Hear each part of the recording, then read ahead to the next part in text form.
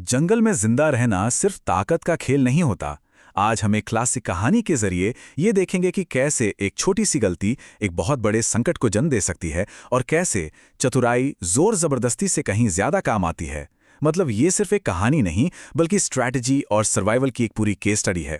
ये सिर्फ एक चेतावनी नहीं है, असल में ये उस दिमागी दबाव को दिखाता है जिसके तहत हर फैसला लेना पड़ता है। एक ऐसी दुनिया जहां सबसे बड़ा खतरा हमेशा आपके दिमाग पर हावी रहता है। तो चलिए आज हम इस कहानी को 5 हिस्सों में समझते हैं। हम एक बहुत ही मामूली सी लगने वाली चींटियों की प्रॉब्लम से शुरू करेंगे, फिर देखेंगे कि कैसे ये भरोसे के संकट में बदल गई। इसके बाद एक रहस्यमयी रेस्क्यू मिशन की जरूरत पड़ी जिसका अंत हुआ सबसे बड़े दुश्मन से आमना सामना होने पर। और आखिर में हम जंगल से मिले जरूरी सबक पर बात करेंगे। किसी भी बड़े संकट की शुरुआत अक्सर बहुत नाटकीय नहीं होती। इस कहानी में भी जंगल को हिला देने वाली घटनाओं की जो पूरी चेन है वो एक ऐसी चीज से शुरू हुई जिसे शायद आसानी से नजरअंदाज किया जा सकता था। तो पहली चिंगारी थी लाल चींटियां। ये सिर्फ कोई छोटी मोटी दिक्कत नहीं थी, नहीं, ये एक ऐसा तनाव था जो जंगल के पूरे माहौल को बिगाड़ रहा था। जानवरों के बीच छोटी छोटी बातों पर झगड़े और चिड़चिड़ाहट पैदा कर रहा था। और यहीं पर पहली बड़ी मुश्किल सामने आती है। चींटियों से छुटकारा पाने का एक ही तरीका था, शेर खान के खतरनाक इलाके में जाना।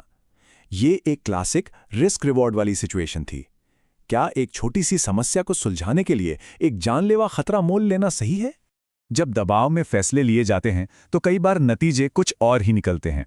चींटियों की समस्या को हल करने की कोशिश ने एक ऐसे संकट को जन्म दिया जो शारीरिक नहीं बल्कि सामाजिक था, भरोसे का संकट। और बस ये अफवाह जंगल में आग की तरह फैल गई। क्यों? क्योंकि डर और शक का माहौल तो पहले से ही बना हुआ था। मोगली के ग्रुप की बातों को तोड़ा मरोड़ा गया और दूसरे जानवरों ने वही सुना जो वो सुनना चाहते थे, कि उन्हें खतरा है। जरा देखिए, बात कितनी आसानी से बिगड़ जाती है। कहा गया हमें इन कीड़ों से छुटकारा पाना होगा, और सुना क्या गया, हमें दूसरे जानवरों से छुटकारा पाना होगा। ये दिखाता है कि जब भरोसा कम होता है तो इरादे मायने नहीं रखते, बल्कि शब्दों का सबसे बुरा मतलब निकाला जाता है। टूटे हुए भरोसे को सिर्फ बातों से नहीं जोड़ा जा सकता, उसे तो काम करके साबित करना पड़ता है।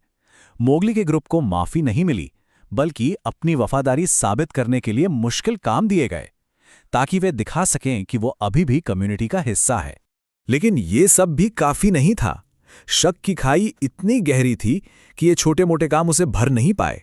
अब ये साफ हो गया था कि भरोसा वापस जीतने के लिए उन्हें कुछ असाधारण करना होगा, कुछ बहुत बड़ा और बहुत खतरनाक। और इसी कुछ बड़ा करने की जरूरत ने संकट को एक नए लेवल पर पहुंचा दिया। अब ये सिर्फ भरोसे की लड़ाई नहीं थी, ये एक खोज और बचाव का मिशन बन गया था, जो उन्हें शैतानों की रहस्यमयी घाटी की ओर ले जाता है। यहां कहानी में एक नया मोड़ आता है। दो दोस्त अकेला और बल्लू गायब हो जाते हैं। वो खुद ही अपनी वफादारी साबित करने के लिए उस रहस्यमयी घाटी की खोज में निकल पड़े थे। एक ऐसा मिशन जो लगभग आत्महत्या करने जैसा था। इससे एक नामुमकिन सी लगने वाली चुनौती खड़ी हो गई। भला किसी को ऐसी जगह कैसे ढूंढा जा सकता है जिसका कोई नक्शा ही ना हो, और ये भी पक्का नहीं कि वो जगह असल में है भी या नहीं। किसने कहा हमारे पास नक्शा नहीं है? मैंने उसकी एक कॉपी बना ली थी। ये एक छोटा सा वाक्य उम्मीद की किरण बनकर आता है। ये दिखाता है कि संकट के समय पहले से की गई तैयारी और दूर की सोच ही आपका सबसे बड़ा हथियार होती है। और बस उसी नक्शे के सहारे वे उस जगह पहुंचते हैं जहां सब कुछ दांव पर लगा है। यहां उन्हें सिर्फ अपने दोस्त ही नहीं मिलते, बल्कि उनका सबसे बड़ा दुश्मन भी उनका इंतजार कर रहा होता है। विशाल कंकालों से भरी वो घाटी देखने में ही मौत का एहसास कराती है। और इसी डरावनी जगह के बीचों बीच उन्हें मिलता है शेर खान, जिसने उनके दोस्तों को घेर रखा था। अब बचने का कोई रास्ता नहीं था। मैं तुझे खाकर दफा हो जाऊंगा। शेर खान की इस धमकी में बातचीत की कोई गुंजाइश नहीं है। ये सीधी सीधी क्रूर ताकत का प्रदर्शन है। अब ये साफ था कि ये लड़ाई ताकत से तो नहीं जीती जा सकती। और यहीं पर वे एक शानदार स्ट्रैटेजिक फैसला लेते हैं। वो ताकत का जवाब ताकत से नहीं देते, इसके बजाय वो डर का जवाब डर से देने का फैसला करते हैं और उस डरावनी घाटी को ही अपना हथियार बना लेते हैं। नतीजा एक शानदार बिना हिंसा की जीत। उन्होंने शेर खान को डराने के लिए एक बहुत बड़ी खोपड़ी का इस्तेमाल किया और बिना लड़े ही उसे भगा दिया। ये इस बात का सबसे बड़ा सबूत है कि अकल हमेशा पार्श्विक बल से ज्यादा ताकतवर होती है। तो इस पूरी घटना से हम क्या सीख सकते हैं? चलिए, इन सभी घटनाओं से मिले 4 सबसे जरूरी सबकों पर एक नजर डालते हैं। यहाँ 4 मुख्य बातें हैं। पहली, छोटी छोटी समस्याएं भी बहुत बड़े संकटों को जन्म दे सकती हैं।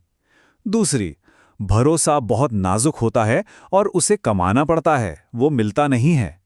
तीसरी, चतुराई हमेशा ताकत से ज्यादा असरदार हथियार है।